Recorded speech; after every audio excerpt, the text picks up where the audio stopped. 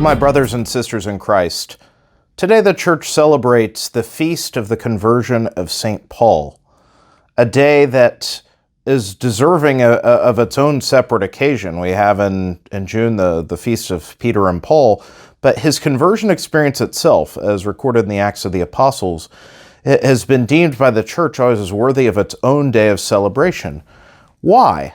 Well, aside from being if you will, an origin story of the great apostolic voice, the author of a good chunk of the New Testament, his great zeal for the faith, but it's also a wonderful encounter that illustrates what is possible to God. Often it has been brought up as one of the great arguments in the defense of the faith for those that have tried to sell Christianity as a myth or the Gospels, as having some ulterior motive other than what they say actually happened.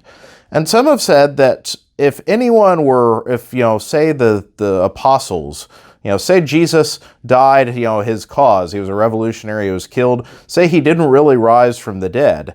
Well, the apostles, if they were trying to just game off of their fame as his followers, is this how they would have done it? Most would argue no. Who would write an account telling how foolish they were? We see with the stories in the Gospels themselves that they spare no opportunity. They don't whitewash the foolishness of the apostles. At every turn, we see that they don't get it. They're distracted, they're obtuse, they're foolish, they're braggadocious, they're selfish, all of these things. And the Gospels, written by themselves, they're the sources, and yet they don't spare those details. Because for them, they see the greatness of Christ, what Christ did with them. It's like, look at me. I glory in what Lord did with a poor wretch like me. And no one captures that better than the story of St. Paul. St. Paul, who, as we see in the Acts of the Apostles, as the zealous, self-righteous Jew, so convinced, so much energy and convinced that he is right, and the energy that he pours into that.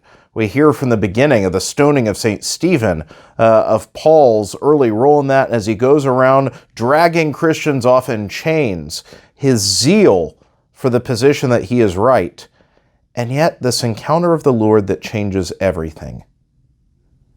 After that, look where the zeal leads. I am Jesus whom you are persecuting.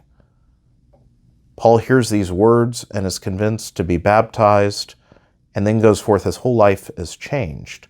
A lot can say, well, yeah, if more people got, knocked off their horse or the flash, the bolt of lightning, people would change. But that's a point that can distract us in the story.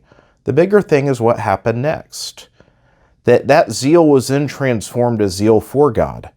Someone whose energy had been so misdirected, when he allowed God to take over, then Paul lived as a slave for Christ as opposed to against him.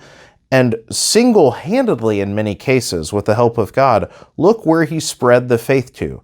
The churches founded by Paul, the great missionary apostle to the Gentiles. Once Paul got out of the way and applied his zeal to let God use his zeal, his energy, his passion for his cause, look at how much it changed the world. My brothers and sisters, each of us have the same potential, and that we have energy. First of all, we're often convinced, even in the places we're in error, that we're right. And we'll put so much energy to doing our own plans, to pursue my own ends, my own intentions, my own wants, my own desires. We can pour so much intention. Imagine if all of that misguided energy was directed and we allowed God to apply it. What could be done?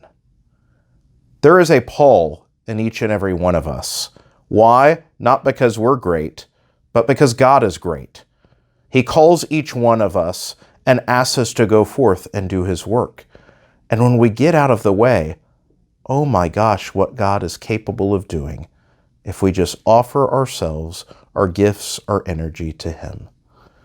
St. Paul, on this day, we ask you to pray for all of us, that we may discern well, but most of all have the humility of heart to offer all that we are to God and let him do the rest. May God bless you.